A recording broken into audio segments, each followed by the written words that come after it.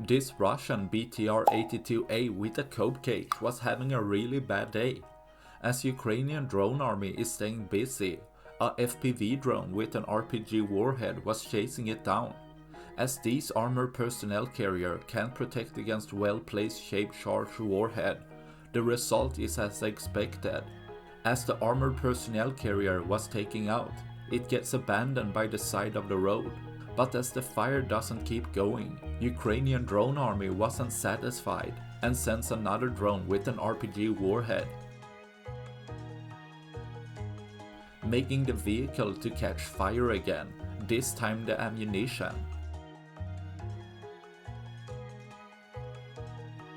Starting a fire that ends with a complete detonation of the remaining ammunition, tossing the top shell and the cope cage up in the air, making sure the vehicle is completely destroyed, taking out another of Russia's vehicle, leaving one less for tomorrow.